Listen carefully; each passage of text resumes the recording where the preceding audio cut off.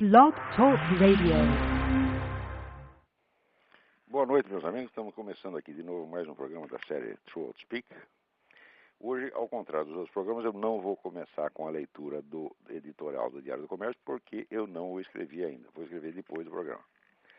Mas o assunto da semana, me parece que o assunto da semana, pelo menos aí no Brasil, me parece que esta denúncia, entre aspas, da Folha de São Paulo, que saiu agora no dia 14, de que o governo dos Estados Unidos, sabendo dos casos de tortura no Brasil durante o governo Geisel, se absteve de usar um dispositivo de lei, quer dizer, o artigo 32 da Lei de Assistência ao Estrangeiro, que permitia ao governo cortar créditos comerciais para países acusados de violações aos direitos humanos. Isso de fato aconteceu, quer dizer, o embaixador, sabendo do que estava acontecendo aqui, recomendou ao governo Nixon que não interviesse no assunto. E a Folha apresenta isso como se fosse vamos dizer, uma grande denúncia, quer dizer, um grande crime de omissão praticado pelos Estados Unidos, que podendo parar com esses abusos contra os direitos humanos, nada fez. A Folha explica isso, dizendo que os Estados Unidos tinham interesse comercial em vender armas ao Brasil. Então, é o seguinte, quer dizer que por dinheiro, eles deixaram que aqueles coitadinhos daqueles terroristas presos continuassem sofrendo horrores na cadeia. De que entre 1974, quer dizer, o começo do governo Geisel, e a posse do Jimmy Carter, que foi salvo engano, foi 75, foram mortos ou desaparecidos, considerados mortos ou desaparecidos, pelo menos 89 militantes de esquerda no Brasil. Então, o governo americano, por ter interesse comercial em vender armas, achou melhor não interferir. Então, olha, tudo o que sai na Folha a respeito deste período da nossa história, tudo é mentira. Ou é mentira substantiva, quer dizer, a alteração direta dos fatos, ou é mentira qualitativa, quer dizer, você pega fatos verdadeiros e os coloca numa perspectiva totalmente falsa, mudando a sua posição no conjunto, mudando o seu valor, mudando a perspectiva, mudando as proporções, etc. É exatamente o caso do que está acontecendo aqui. O memorando do embaixador ao presidente Nixon, recomendando que não interviesse, de fato existe, tá certo? E esses casos desses 89 militantes também parece que sucederam. Não que eles tenham sido realmente assassinados pelo governo, mas pelo menos na época se denunciou que era. Isso de fato acontecia, isso de fato chegou ao conhecimento da embaixada americana. Agora vamos à parte que a Folha esconde. Né? Em 1974, o prestígio do governo americano em Brasília estava chegando ao seu ponto mais baixo. O general Geisel havia nomeado como ministro das Relações Exteriores o Azeredo da Silveira, que é um esquerdista notório, e que superlotou o Itamaraty com os chamados barbudinhos. Os colegas chamavam de barbudinhos numa alusão às barbas cubanas, porque estavam empreendendo a cubanização das nossas relações exteriores. O general Geisel estava numa aproximação diplomática veloz com a China. Ele havia dado preferência à Alemanha para a construção daquela malfadada usina nuclear de Angra dos Reis e, sobretudo, foi o sujeito que deu ajuda financeira e militar para Cuba invadir Angola e matar 15 mil angolanos. Note bem que esta ajuda a Cuba para a invasão de Angola foi o ato mais hostil aos Estados Unidos já praticado por algum presidente brasileiro. Quer dizer, comparado com isso, toda aquela conversa mole nacionalista e anti-americana do Jânio Quadros e do João Goulart são apenas puns diplomáticos, não é nada mais. O único jeito que fez alguma coisa efetiva contra os Estados Unidos foi o Geisel. Quer dizer, então seria o caso de perguntar, nesta altura, que prestígio, que poder tinha o governo de Washington perante o governo brasileiro? Nada, absolutamente nada. As relações estavam por um fio. Tá certo? E por que a venda de armas nessa altura para o exército brasileiro era tão importante nessa altura? Não vem me dizer que era por importância comercial, que os americanos estavam interessados em dinheiro. Porque, absolutamente, se você tiver ideia do que é a indústria de armas aqui, você achar que a venda de armas para o Brasil tinha algum peso comercial nisso é absolutamente ridículo. Quer dizer, as nossas compras de material bélico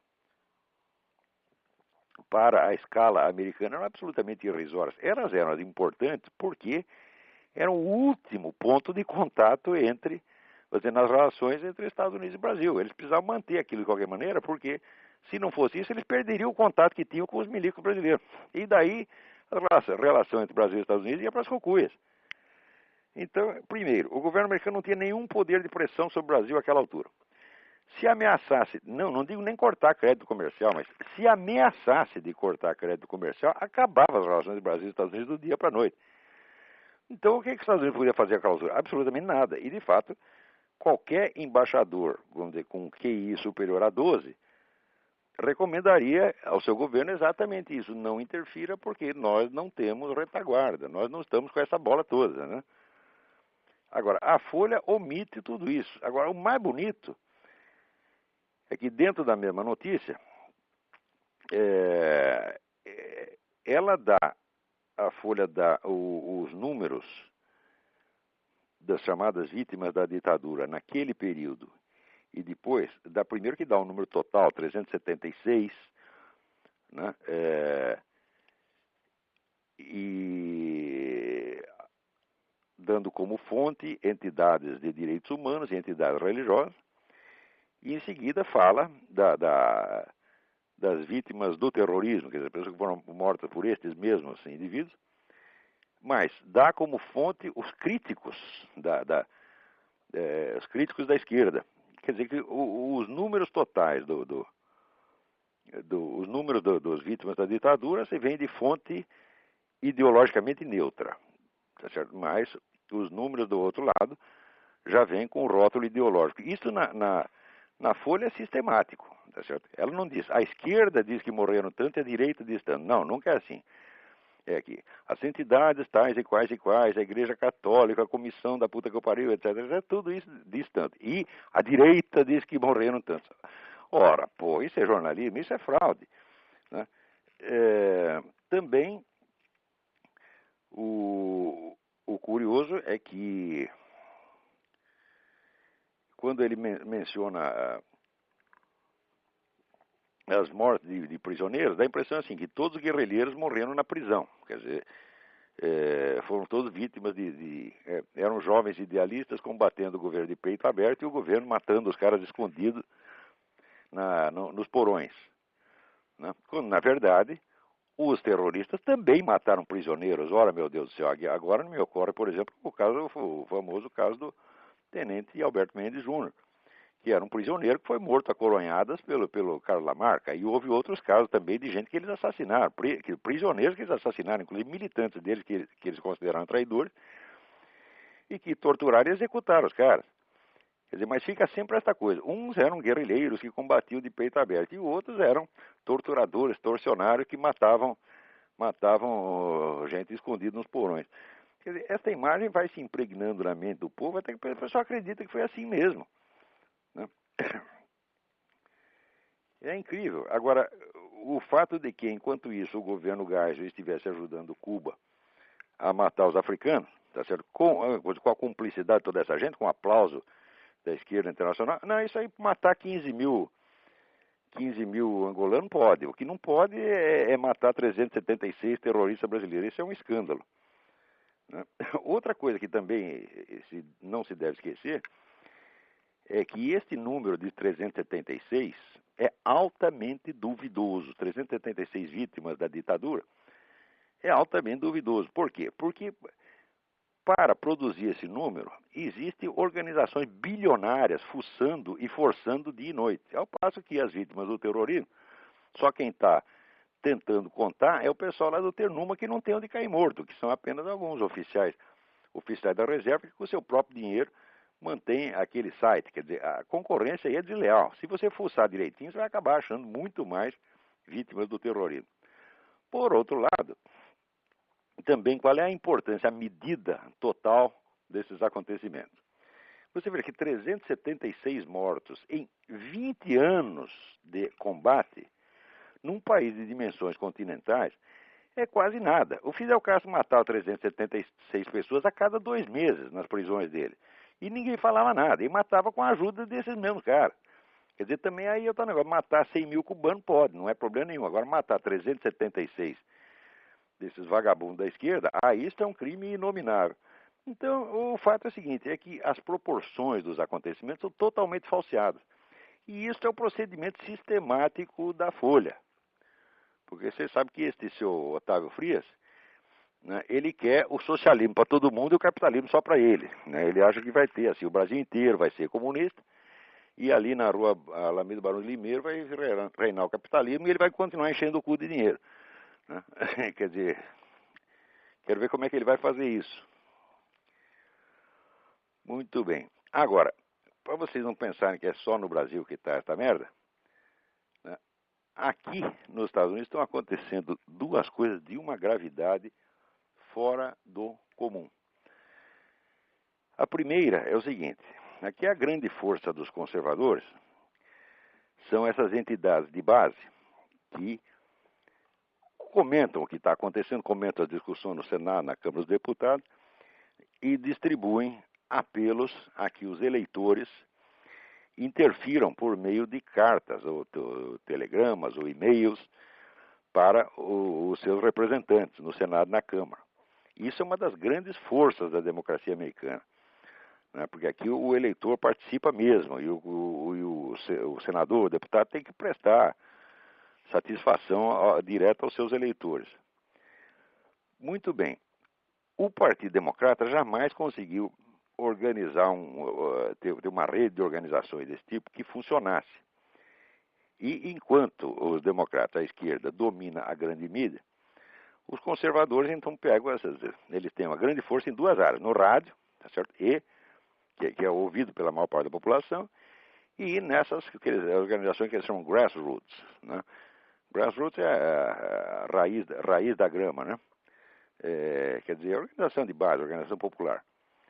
Muito bem, agora tão logo essa dona Nancy Pelosi assumiu aí a presidência da Câmara, ela está com um projeto que todas as organizações de lobby tenham que cumprir certas condições, entre as quais tem que apresentar com antecedência para o Senado e a Câmara todas as campanhas que vão promover, com 15 dias de antecedência. Né? E tem que fazer isso, mais aquilo, mais aquilo, mais aquilo, mais aquilo, mais aquilo. Muito bem, para as organizações que são verdadeiramente de lobby, que representam empresas, etc., e interesses financeiros, isso é fácil.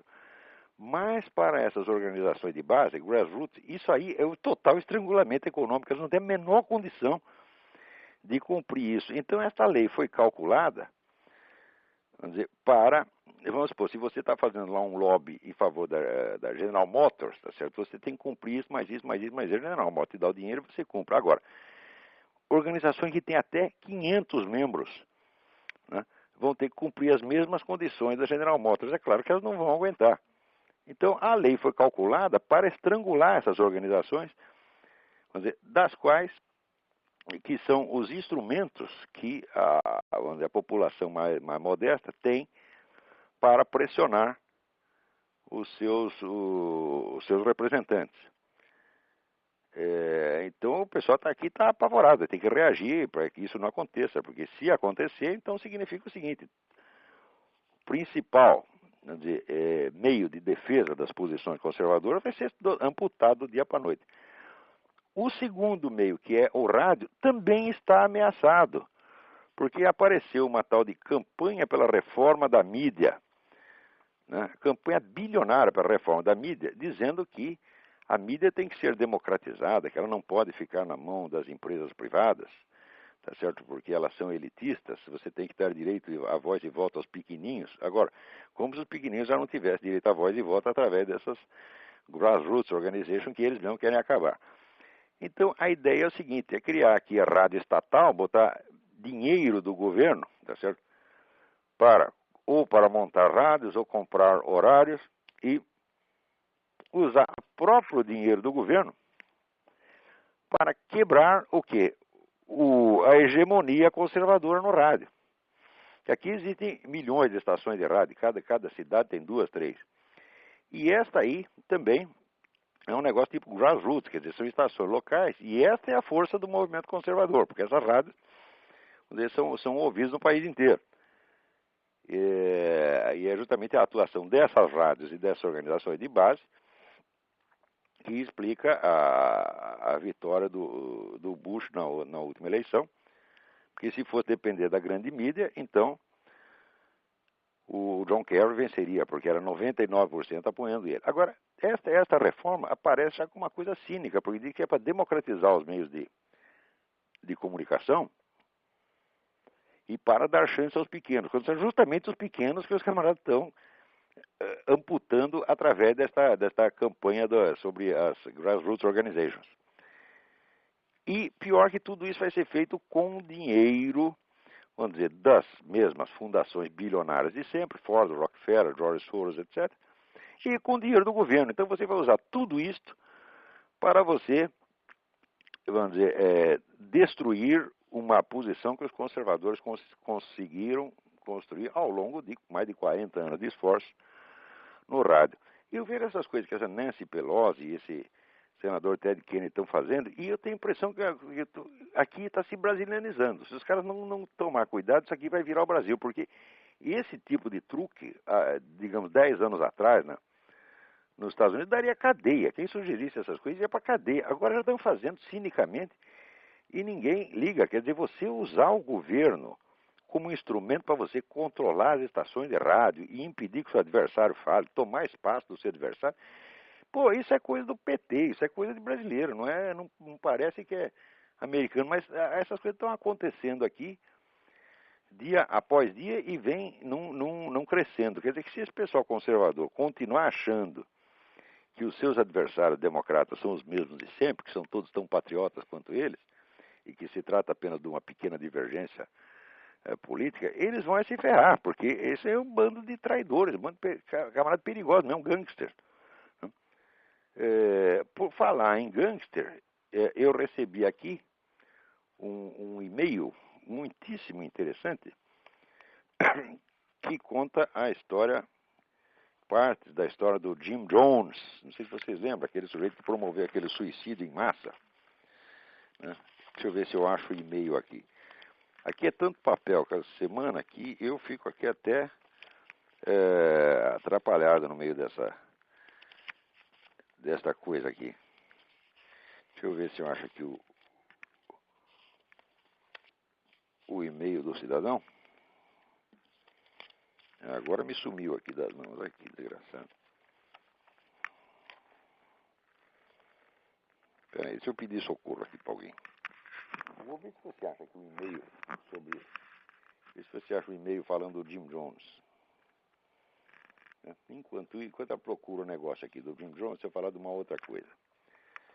Em São Paulo, a minha amiga Meri Harakawa está aí distribuindo para todo mundo que pode uma documentação reunida pelo Rodrigo Pedroso a respeito da tal da Iniciativa das Religiões Unidas. O que é a Iniciativa das Religiões Unidas? É a religião biônica que está sendo criada pela ONU com a ajuda das fundações bilionárias, né, neste mesmo momento, a respeito da qual foi escrito esse livro do Lee Penn, que se chama False Dawn, a Falsa Aurora, um livro absolutamente indispensável, feito somente na base de documentos. Tá? Quer dizer, toda a documentação da história dessa Iniciativa das Religiões Unidas, que pretende, num prazo brevíssimo, criar uma espécie de Vaticano supra-religioso, certo? E coordenar todas as religiões do mundo de maneira a castrá-las, a neutralizá-las e torná-las, né, instrumentos da novo governo mundial. Então, o Rodrigo Pedroso, que também mandou e-mail, mandou o mesmo e-mail para essa minha amiga Miri Harakawa, com essa documentação sobre a Iniciativa das Religiões Unidas. E ela está espalhando para quem ela pode, com uma advertência aqui. Ó, parabéns, Rodrigo e Meri, o serviço que vocês estão prestando é de uma importância fora do comum. Continuem. Se precisar da minha ajuda para alguma coisa, me escreva e vamos divulgar isso aí. Eu pretendo, essa documentação toda que o Rodrigo reuniu, eu pretendo colocar no Mídia Sem Máscara, tão logo seja possível, para que as pessoas adquiram uma medida da gravidade do que está acontecendo. Recebo também aqui um outro e-mail, que eu creio que foi enviado pelo Antônio Donato, comentando um livro deste cientista Daniel Dennett. O livro se chama Breaking the Spell, Religion as a Natural Phenomenon, em que ele dá uma explicação naturalista, inteiramente absurda e boboca, evidentemente, para o surgimento das religiões. E esse seu Dennett deu recentemente uma entrevista dizendo que em 25 anos não haverá mais religiões, que as religiões terão sido substituídas por outra coisa. Então, evidentemente, ele oferece isso como uma previsão, mas na verdade não é uma previsão. Isso aí é profecia autorrealizável, porque o Daniel Dennett está metido nesse negócio de Religiões Unidas e está trabalhando ativamente para que a ONU, né, consiga absorver todas as religiões e colocá-las a serviço da sua própria religião biônica. Então, ele diz, as religiões vão desaparecer e vão ser substituídas por alguma coisa de completamente diferente. Essa coisa completamente diferente é a iniciativa das Religiões Unidas, para a qual ele mesmo está trabalhando. Então, isso não é uma profecia, não é um diagnóstico, não é uma previsão. Isso aí é um anúncio, isso aí é propaganda. Esse vagabundo desse Daniel Dennett está fazendo e não tem nem mesmo a coragem de apresentar a propaganda como propaganda. Quer dizer, ele faz de conta que está apresentando um diagnóstico.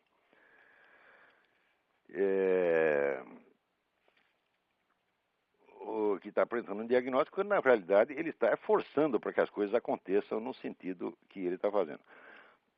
Veja, por trás dessas três coisas que eu mencionei, por trás da iniciativa das Religiões Unidas, por trás da campanha para a reforma da mídia, tá certo?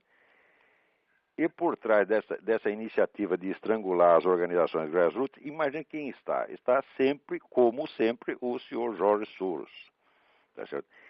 Esse sujeito é a fonte do dinheiro, mas não quer dizer que ele dê dinheiro para essas coisas. Ele, na verdade, do bolso dele ele não gasta um tostão. Ele gasta um dinheiro para criar um sistema no qual ele toma dinheiro do governo e usa para o que ele quer. No fim, eu acho que ele até acaba levando mais dinheiro do que ele colocou lá. Para vocês terem ideia de quem é esse Jorge Soros, esse sujeito é um camarada que na Hungria, quando ele era adolescente, ele estava enriquecendo, ajudando o governo local, tá certo? Pró-nazista, a tirar propriedades dos judeus que eram mandados do campo de concentração. E ele ajudava os caras nisso e levava algum. Você viu que tipo de gente nós estamos lidando? Você é um bandido, é bandido mesmo da pior espécie. E agora ele é o grande financiador de todas essas iniciativas esquerdistas e globalistas por tudo quanto é lado. Aí no Brasil ele é um dos grandes apóstolos de duas coisas, o desarmamento civil e a campanha pela liberação das drogas, tá certo? Eu não sei também se ele está na campanha antitabagística, porque existe uma ligação direta entre o antitabagismo e a liberação das drogas. Onde você vê alguém lutando, onde a organização lutando pelo antitabagismo, estão ao mesmo tempo lutando pela descriminalização da cocaína e maconha. Então o que eles querem? Eles querem trocar o visto da humanidade, porque cigarro não serve para nada, cigarro não enlouquece ninguém, né? Eu nunca vi dizer que o sujeito, né, fumou um cigarro Hollywood, ficou louco e matou a mulher. Vocês já ouviram isso aí? Eu vi dizer que você tomou uma pinga, né? Ou xerococa, tomou um pico e ficou maluco e matou meia dúzia. Às vezes entra na escola, fuzila todo mundo. Tá? Agora dizendo, não, ele fumou um cigarro Camel, ficou doidão, né? E saiu matando gente. Isso eu nunca ouvi falar. Mas, então, esse tipo de vício para a nova ordem mundial não serve. Você tem que ter um vício que o imbecilize, né? Também nunca ouvi dizer que o QI do sujeito baixou, porque fumou. Ao contrário, todo mundo sabe que a nicotina estimula e até favorece o cérebro. Quer dizer, o número de doentes de Alzheimer entre fumantes é nulo, tá certo? Então, o cigarro está um pouco associado à atividade literária, científica, essa coisa toda. Todo pessoal criativo você não encontra um que não seja fumante, né? Então isso aí não pode, tem que ter um negócio que imbecilize. Maconha, para cada baforada que você dá, seu QI já baixa 2 pontos. Tá aí o Fernando Gabeira, que não me deixa mentir. O Fernando Gabeira é até um bom sujeito, coitado, eu gosto dele, mas e cada vez que ele abre a boca sai besteira, né? E evidentemente o nosso ministro da Cultura, Gilberto Gil, e eu acho que esse nem precisa de maconha mais, porque já incorporou a maconha no seu ser, né? Ele já é um baseado ambulante, né? Ele não precisa mais. Ao contrário, se você chega perto dele, as emanações dele é a mesma coisa que você fumar um baseado, né? Então esse já esgotou o próprio QI, agora ele abaixa o QI da vizinhança, não só através da sua pessoa, como através das iniciativas do seu ministério, né? Cada vez que ele pega aquele violão e sai cantando sambinha, né, sai pelo menos meio ponto abaixo o QI de quem tá ali em volta. Então, é claro que existe um esforço mundial, vamos dizer, para viciar a humanidade. Isso aí está ligado diretamente a essas grandes estruturas de poder de esquerda. Nos anos 50, a KGB, a União Soviética, treinou uma infinidade de técnicos para que fossem aos países do terceiro mundo e se apossassem das redes de distribuição de drogas. Quer dizer, se infiltrassem nas quadrilhas e as tomassem. Bom, passado meio século, você vê que essa operação foi um sucesso. Por quê? Porque toda essa rede de tráfico de droga hoje está ligada diretamente ao movimento da esquerda. O pouquinho que podia ser ou apolítico ou estar ligado ao outro lado, acabou de ser liquidado pela Operação Colômbia do seu Bill Clinton. Então, a orientação da operação é a seguinte: ajudar o governo colombiano a combater o narcotráfico, contanto que não tocasse na guerrilha. Qual é o resultado disso? O resultado é que acabaram todos os cartéis, os grupos paramilitares são todos para as cucuias, e sobrou o quê? Sobrou as Farc, que agora são o dono do pedaço, são praticamente o controlador monopolístico do comércio de droga na América Latina, e que são a grande força armada e financeira por baixo deste Foro de São Paulo, que foi presidido pelo seu Lula durante 12 anos. Vai dizer que o Lula não sabia disso. Me diga uma coisa, alguém investigou da onde vem o dinheiro para reunir tantas pessoas? Nessa reunião do Foro de São Paulo, agora foram 250, mas teve outra que foi mais gente, são centenas de pessoas importantíssimas, às vezes chefe de Estado,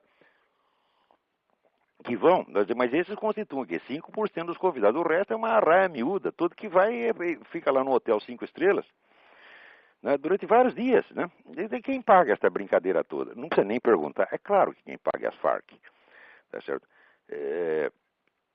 Não vão me dizer que foi aí o partido Brizola, o PDT, tá certo? Que não tem onde cair morto, que pagou essa brincadeira toda. É claro que não, pô. É claro que quem paga, quem tem dinheiro. Mas veja, no Brasil nunca apareceu um repórter investigativo, né, para perguntar para o senhor Lula, quem pagou essas reuniões que o senhor fez lá? Não, ninguém faz nem a pergunta, não tem interesse, não quer saber, você tá entendendo? Não querem incomodar o Lula com pergunta de jeito nenhum. Né? Mas, logo, logo, também o próprio dinheiro das Farc vai se tornar desnecessário porque surgiu esta outra fonte que é o seu Hugo Chávez. Né? No Hugo Chávez, o índice na Venezuela, o índice de pobreza cresceu 63% desde que esse cara chegou no poder. Então o povo está pobre, mas o governo da Venezuela está muito rico, né?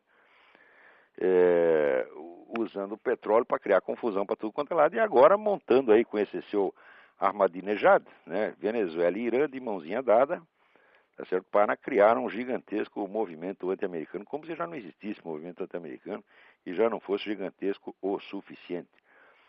Mas o fato é que eles vão criar, vamos dizer, um núcleo de resistência militar mesmo aos Estados Unidos. Quer dizer, esse pessoal está querendo guerra. É claro que Irã e a Venezuela, esses caras não aguentam nada. Quer dizer, se Israel entrar no Irã, acaba com o Irã em 5 minutos. Foi que nem a guerra dos 6 dias, tá entendendo? Esse pessoal muçulmano todos não são de nada no campo militar. Isso aí é que nem a famosa guarda republicana do Saddam Hussein, que todo mundo dizia que ia dar um baile nos americanos e tal, e em 15 dias acabou a guarda republicana. Em 15 dias os americanos estavam em Bagdá, tá certo? E aqueles aqueles perigosíssimos soldados do Saddam Hussein, todos de joelho pedindo pinico. Esse iraniano vai ser a mesma coisa. Esse Ahmadinejad não resiste a uma cuspida. Tá certo? Mas eles são bons para fazer terrorismo, coisa escondida, ou então coisa suicida. Mas para a guerra mesmo, não são de nada. Então, e esse seu Hugo Chávez, eu te garanto que esse sujeito é um covardão. Se você pegar ele sozinho num quarto, tá certo? Ele vai fazer pipi nas calças. Tá certo? Como é covarde o próprio Fidel Castro. Né? Leiam o livro do Humberto Fontova, que conheceu muito bem o Fidel Castro. O livro chama Fidel Castro, o tirano preferido de Hollywood. Humberto Fontova é um jornalista que agora vive exilado aqui. E você vai ver que o Fidel Castro, na hora da encrenca, ele se escondia embaixo da mesa, embaixo da cama, desaparecia e deixava os amigos dele lá para morrer no lugar. E ainda mais covarde, e aliás burro, era o Che Guevara, entendeu? Che Guevara é um negro que você precisa ver a capacidade militar dele. Uma vez os americanos mandaram lá um barco com um gravador simulando metralhadora. E o exército cubano foi lá e cercou valentemente o barco e começou a atirar no barco. E o Che Guevara, que estava comandando a operação, conseguiu dar um tiro na sua própria mão. Quer dizer, o negro que se acerta a si mesmo num combate contra um inimigo inexistente, né? Dizem que o Fidel Castro mandou ele para a Bolívia para morrer. Olha, se mandou, foi muito bem, porque um cara desse, qualquer governo tem que se livrar. Até o Fidel Castro não é burro o suficiente para manter um cara desse, né, num cargo importante. Então tem que mandar para a Bolívia mesmo, para a Bolívia, para a Zâmbia, para algum lugar, entendeu? Para ele morrer de picada de mosquito ou de alguma outra coisa. Mas esse seu Hugo Chávez, olha, eu conheço um pouco a psicologia humana e conheço esse negócio da fisionomia, sempre, e eu não acredito na valentia desse sujeito, não. Para mim isso aí é um covardão, entendeu? E na hora H vai pedir pinico. Mas por enquanto tá gostoso, né? Porque tem muito dinheiro, se sente respaldado, então começa com essas bravatas idiotas, né? No fim ele vai conseguir, é o mesmo que Hitler conseguiu, quer dizer, destruir o seu próprio país. Né? Destruir a Alemanha foi um pouco mais difícil, porque a Alemanha tinha mais dinheiro, tinha mais armas, mas a Venezuela, meu Deus do céu, se tiver um confronto armado mesmo, a Venezuela não segura isso 15 dias, porque primeiro porque tem uma oposição interna monstruosa. Metade do país é contra o Hugo Chávez e a outra metade que votou nele. Bom, você votar no sujeito não quer dizer que você esteja disposto a morrer por ele, né? Mas, enquanto isso, aqui nos Estados Unidos, o pessoal está aderindo, né, a esta campanha mundial para denunciar, né, os abusos contra os direitos humanos feitos em Abu Ghraib e Guantánamo, né? Esse abuso, olha, até agora não deram o nome de um sujeito que tivesse morrido de tortura, tá certo? Não mostraram um braço quebrado, tá certo? Nada. O que a denúncia mais grave, mais grave que eu vi, é que deixaram o neguinho amarrado 24 horas sem dar comida para ele, né? É assim, olha, isso aí me arranca lágrimas. Eu fico tão comovido que pegaram um terrorista, assassino, deixaram o neguinho amarrado 24 horas. Puta vida, eu deixaria logo uma semana, tá entendendo? Agora, você comparar isso com as torturas que se fazem na Guantánamo cubana, tá certo? E que se faziam no tempo do Saddam Hussein, que era cortar nariz, cortar a mão, cortar braço, isso aí, ora, meu Deus do céu, é um absurdo. Você vê, esta semana mesmo, morreu esse senhor, morreu um daqueles camaradas que foram presos naquela onda de prisão que teve em Cuba, né, em 2003, que Fidel prendeu 75 jornalistas e ativistas de direitos humanos. Note bem, não era nenhum terrorista, nenhum nego armado, nem de estilingue, você está entendendo? Prendeu 75 de uma vez, né? E condenou 3 à morte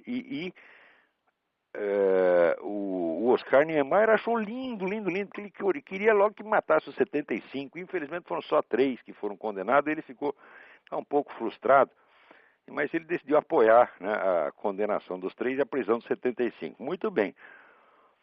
O Miguel Valdés Tamayo, que é um dos 75, ele morreu agora aos 49 anos. Quer dizer, como é que um nego de 49 anos mora assim na cadeia, né? E ninguém vai investigar do que morreu. Quer dizer, por que morreu? Morreu porque foi muito bem tratado. Botaram ele no hotel de 5 estrelas, deram comida demais, né? E ele se encheu de uísque e morreu.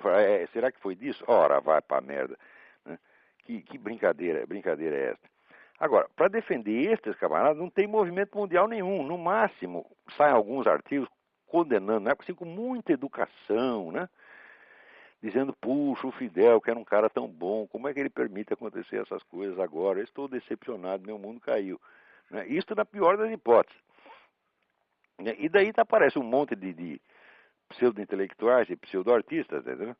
Todos eles fizeram carreira na base de lobby partidário, como o próprio Niemeyer, porque o Niemeyer, se fosse deixado para viver de cliente particular, ele teria morrido de fome. Então, o que é isso? Aí sempre o governo elege um governo esquerdista, o governo manda ele fazer um monte de obra. Né? Obra, rapaz, bom, obra no sentido fecal do termo, porque você veja, digo o direito, asseguram sempre aos artistas o direito de falar besteira quanto queira e alegam, não, mas ele pode falar o que quiser, pode até ser comunista, porque ele é um grande homem, um grande artista. Grande artista, coisa nenhuma. O Niemeyer era uma fraude total, pô. E o que ele fez lá em Curitiba? Né? Mandar ele fazer contratar ele para mandar, não. Pagaram-lhe um montão de dinheiro para fazer um edifício de um museu de artes visuais e ele, inventivo que dói, né, fez um edifício em forma de olho. Ainda bem que não era um hospital de proctologia. Tá certo? Ainda bem, porque já pensou o que aconteceria se contrata o Niemeyer, né? Com esse literalismo atroz, só que seu Niemeyer, faz um edifício aqui. Né? Já imagino que ia dar, né? Ora, meu Deus do céu. Muito bem, parece que tem uns telefonemas aí. Né? Antes disso, deixa eu dar um aviso. Alguém me manda aqui um telegrama. Telegrama não, um e-mail. Que telegrama tem? Que é século eu tô. Dizendo que o filme A Religiosa, que eu atribuí ao Godard, não é do Godard, é do Jacques Rivette. Tem toda razão. Mas, como eu já estou velho e gaga, velho e senil, tudo isso me é perdoável. Então fica aí feita a correção. Vamos ver. Veja aí se tem alguém na linha.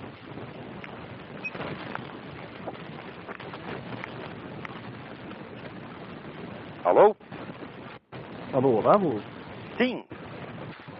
Olavo Marcelo, do Rio. Tudo bem, Olavo? Tudo bem? Olavo, a minha pergunta é a seguinte, é com relação ainda ao Chaves. O Chaves que já vindo nos visitar aqui no Rio, semana, ele e sua turma. A minha pergunta é a seguinte, Olavo. Fale um pouquinho mais alto se você puder, porque tem um chiado aí na linha. Fale um pouquinho mais alto. Ok. Olavo, o Chaves, a ligação do Chaves com o Irã, por acaso tem algum fundamento com a tecnologia nuclear? Ele está querendo pegar um atalho para também pôr a mão na bomba e se tornar uma subpotência regional?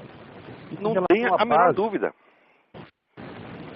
E a base boliviana também, que ele está querendo instalar na Bolívia para se aproximar do Brasil, porque os aviões da Venezuela não têm autonomia para chegar até o Brasil. Essa base da Bolívia seria um atalho para eventualmente no futuro, se o Brasil se tornasse hostil, ele pudesse entrar em conflito com o país. Eu queria que você comentasse, por favor, lá. Ora, o Chaves adotou na Venezuela essa estratégia da guerra total inventada pelo Marechal Giap, que era o comandante do Vietcong, e ele chama a guerra do povo inteiro. Isso quer dizer que a sociedade inteira é militarizada. Você vive em estado permanente de economia de guerra, haja guerra ou não. Tá certo? O sujeito não faz isso só porque quer. Quem não pretende fazer uma guerra não faz economia de guerra. Agora, se ele está se juntando com o Irã, que está fazendo bomba atômica, bom, é claro que o sujeito tem projetos militares muito mais ambiciosos para a América Latina. Ele vai virar um Irã da América Latina. Tá certo? Eu não acredito que isso chegará a suceder. Eu acredito que haverá alguma reação antes. Por exemplo, eu penso, assim, o que estaria pensando nessa altura o pessoal de Israel? Por quê? Israel tinha planos para atacar uma usina nuclear iraniana, mas o Irã tem plano para acabar com Israel inteira. Israel é explícito, né? Então, bom, se aquele pessoal israelense é louco, eles vão deixar o camarada completar levar seus planos até o fim. Mas eu não acredito que deixem, não. Eu acredito que Israel é capaz de atacar o Irã de uma hora para outra, acabar com essa brincadeira de bomba atômica. Bomba atômica não é para estar na mão de qualquer. O certo seria somente os Estados Unidos têm a bomba atômica. Se não fosse se fosse os espiões infiltrados aqui, o casal Rosenberg, a União Soviética não chegaria a ter bomba atômica porque não tinha tecnologia para isso. Daí, esses dois camaradas que em boa hora foram para a cadeira elétrica, passaram a fórmula para a União Soviética, e a União Soviética em pouco tempo conseguiu fazer a bomba atômica. O certo seria só os Estados Unidos ter, porque os Estados Unidos têm responsabilidade para isto. É o único país do mundo, tá certo, onde existe consciência de seus próprios erros, seus próprios crimes, e que quando os comete, volta atrás e tenta corrigir por todas as maneiras possíveis. Quer dizer, que o que os Estados Unidos fizeram pelo Japão depois do fim da guerra, nenhum país jamais fez por outro. Entendeu? Então, de nações você não pode esperar santidade, mas você pode esperar alguma consciência moral. Bom, que eu saiba, a única nação do mundo que tem consciência moral é os Estados Unidos. Quer dizer, a única nação que discute, se acusa a si mesma antes de acusar os outros. O resto é o contrário. Você não vai ver na União Soviética, na China, no Irã, ninguém dizendo jamais a culpa é nossa. Nunca dizem isso, tá certo? Então eu acho que o país tem consciência moral, é o que devia ter monopólio da bomba atômica. Bom, já que passou para a mão dos outros, então pelo menos tem que manter sob controle. E conseguiram manter. Tá? Quer dizer, entre Estados Unidos, China, França, etc., eles conseguiram manter o equilíbrio até reduzir o número de armas nucleares, exceto a China, que está aumentando dia após dia. E na qual também não se pode confiar. Agora, deixar com Ahmadinejad, para não falar do Hugo Chávez, tem a bomba atômica, não, isso não pode acontecer nenhum dia. Né? É a mesma coisa que cada sujeito querer ter uma bomba atômica na sua casa, para jogar nos vizinhos. Tá? Isso não é brincadeira. Né? Vamos ver se tem mais alguém aí.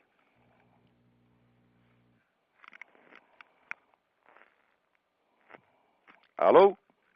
Alô, Lavo? Oi. É Fábio? Ô, Fábio, tudo bem? Tudo bom? Tudo certinho. Eu espero que todo mundo tenha conseguido conectar essa semana, porque a semana passada deu um problema, muita gente não conseguiu. Vamos lá. Exatamente. Eu só queria fazer aqui um auxílio. As tais religiões unidas aqui no Brasil, elas são representadas pelo movimento Viva Rio. Puta. Eu acabei de procurar, lógico que o financiamento deve ser o mesmo, não é? E acabei de procurar e descobri que o movimento Viva Rio que está encabeçando essa iniciativa aqui no Brasil. Se alguém entrar no site já Viva propus Rio... a mudança desse movimento para Viva Rindo. Né? Eles têm que viver rindo, porque eles conseguem dinheiro tudo quanto é lado para fazer qualquer besteira. E agora entrar na tal da iniciativa das Religiões Unidas era só o que faltava. Né? Então tem um arquivo PDF bem interessante lá que mostra, que explica, enfim, o que é essa religião. Se você puder mandar isso para mim, eu agradeço. Já estou mandando. Na semana que vem a gente comenta mais um detalhe. A outra colaboração é que eu encontrei no Google Earth onde será a nova base militar boliviana com o dinheiro do Hugo Chávez. Né? Olha só. E a tal base americana no Paraguai. Não, mas a base americana no Paraguai está lá desde 1947, que eu saiba. Pois é. Foi o ano que eu nasci. Quer dizer, essa base, como é que ela virou uma ameaça repentina se ela está lá com o mesmo número de soldados há 60 anos, pô? Não, a questão é que não tem soldado nenhum. Não tem soldado nenhum mais? Não tem. A base americana no Paraguai é só uma pista de pouso, que pelo que vê na foto aqui, está sem uso há muito tempo, e tem uma vila do lado. Não tem nenhum B-52 ou qualquer tipo de ameaça assim, né? E, enfim, é uma pista que não deve estar sendo usada. Agora, o Hugo Chávez está mesmo fazendo essas bases na Bolívia, na nossa fronteira. E os nossos comandos militares, o general Chiquinho do PT, deve estar achando lindo, né?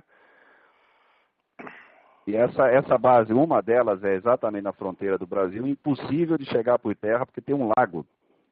Né?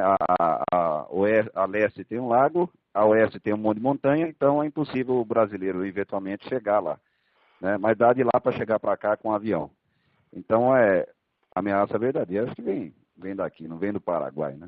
Ameaça para nós, mas o nosso governo está achando bonito, né? Ele, aliás, tem ajudado em tudo isso. É um negócio incrível. Agora você veja como é a mentalidade dessas pessoas. Para bloquear alguma ação efetiva contra a esquerda latino-americana, eles botaram em tudo quanto é lugar agentes de influência, né, dizendo que existem duas esquerdas. Existe uma esquerda radical e uma esquerda moderada, né? A esquerda moderada é o Lula. Você veja, era o presidente do Foro de São Paulo. Quer dizer, para você, né, deter o avanço esquerdista ocasionado pelo Foro de São Paulo, o que você faz? Você ajuda, aumenta o poder do presidente do Foro de São Paulo. Né? Quer dizer, conseguiram enganar aqui o governo americano com essa história. Agora, no documento oficial do Foro de São Paulo, do 13º encontro do Foro de São Paulo, diz que a direita maligna está tentando dividir a esquerda, dizendo que existe uma esquerda moderada e a esquerda radical. Então é sempre assim, quer dizer, eles inventam uma mentira e depois eles mesmos inventam um jeito de desmentir a sua própria mentira, atribuindo-a à vítima da mentira. É incrível, eles tiram proveito dos seus próprios crimes, né, da denúncia dos seus próprios crimes. Mas vamos lá, tem mais alguém aí esperando? Alô? Alô? Alô, Olavo? Eu? É Jorge que está falando. Oi, tudo bem, Dá para Jorge? ouvir bem? Dá, perfeitamente. Tá, eu queria fazer 3 perguntas rapidamente. A primeira, que político conservador cristão, que não seja bobo, pode servir de referência para nós aqui, para monitorar a atitude da ação dos conservadores aí nos Estados Unidos? Segundo, Conservador cristão que tem aí, ele não foi eleito, que é o Guilherme Afif Domingos.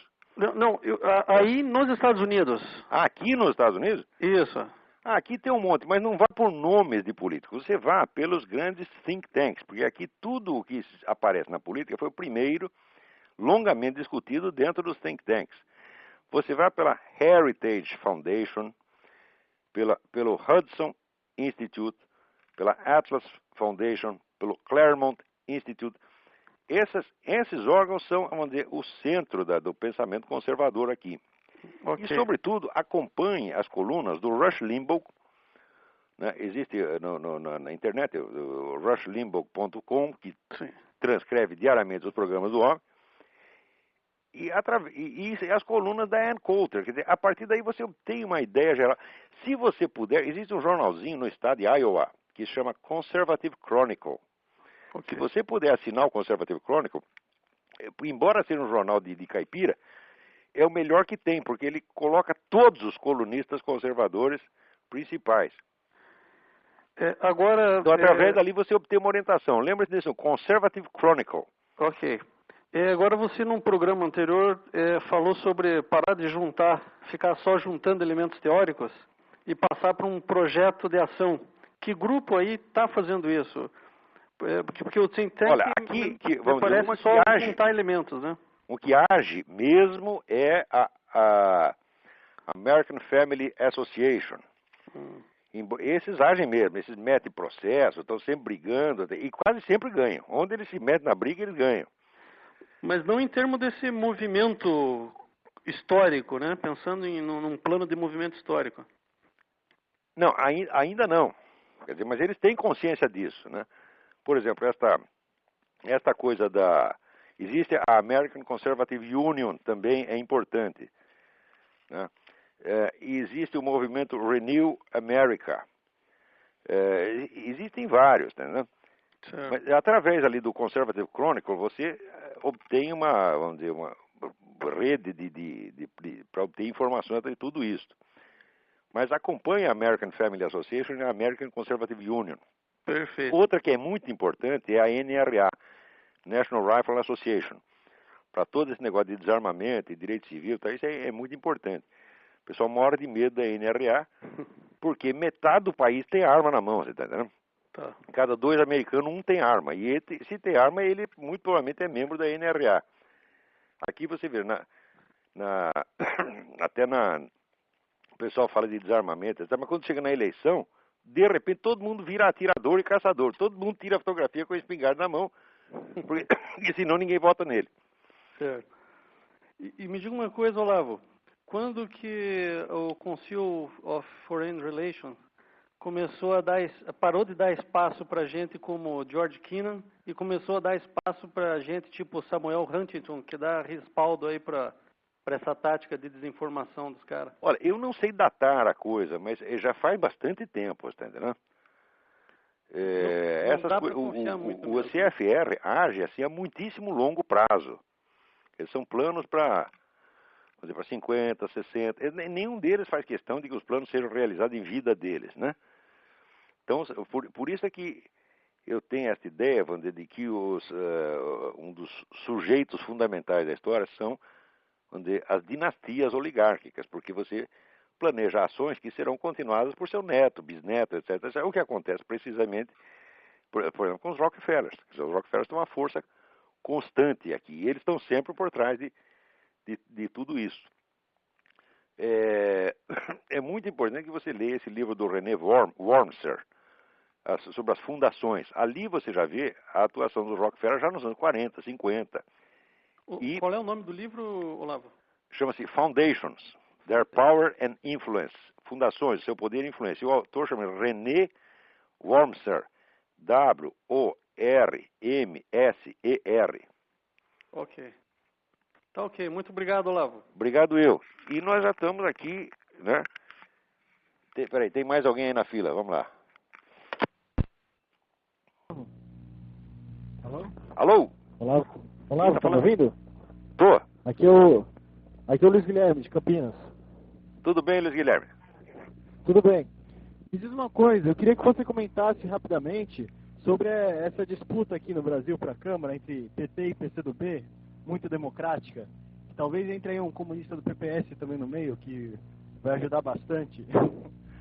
No Brasil, o que está vigorando é o centralismo democrático, quer dizer, a democracia da esquerda. É democracia para eles, né? E os outros que se danem. Isso já está assim, vai fazer 10 anos que está assim, ninguém está percebendo, né?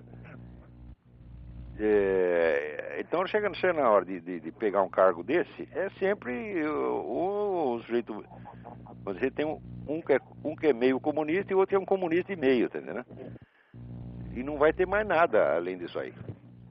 Não esperem que apareça outra força política, porque se não existe uma força cultural oposta, muito menos existirá uma força política. Lembre daquela profecia do Hugo von Hofmannsthal. Nada está na política de um país que primeiro não esteja na sua literatura. Primeiro tem que criar uma cultura conservadora, judaico-cristã, tá certo? Que já existe no mundo e que é poderosíssima no mundo, até mesmo na Europa, porém mais aqui. Primeiro tem que ter isso. Depois, aos poucos, pode surgir um movimento político conservador, mas por enquanto não vai aparecer, não. E a outra pergunta é bem relacionada. Quais seriam os passos para montar uma contra-revolução cultural no Brasil? Começar esse crescimento da cultura ocidental? Não, tem que, em primeiro lugar, não pode esquecer o que Hegel chamava o trabalho do negativo. Primeiro tem que destruir essa pseudocultura esquerdista, porque ela matou a inteligência do Brasil. Você vê que tudo quanto é, vamos dizer, autor importante, realmente criativo, no Brasil, tipo Mário Fernando Santos, o Gustavo Corsão, o próprio Vicente Fernandes. Eu não gosto muito do Vicente, não, mas ele tem umas coisas geniais. Desapareceu. Ou nem pode aparecer, né? O Gilberto Freire só não conseguiram sumir com ele porque no começo eles o apoiaram, tá entendendo? Depois voltaram atrás, mas daí já não dava mais para esconder. Você vê esse negócio do Otto Maria Carpo, embora o Otto Maria Carpo fosse gente deles, eles o enterraram por quê? Porque toda a parte criativa da obra dele era conservadora. E eles não queriam que isso aparecesse, tá entendendo? Então esconderam o homem. Então eles estão exercendo um papel de censura e controle há 50 anos na cultura brasileira. E promovem tudo quanto é mediocridade. Promovem esse Luiz Fernando Veríssimo, né? Gilberto Gil. Pelo amor de Deus, o que eles conseguiram fazer foi tirar o Brasil do circuito da cultura internacional. O Brasil está fora. A contribuição brasileira para a cultura mundial é zero nos últimos 50 anos. Zero.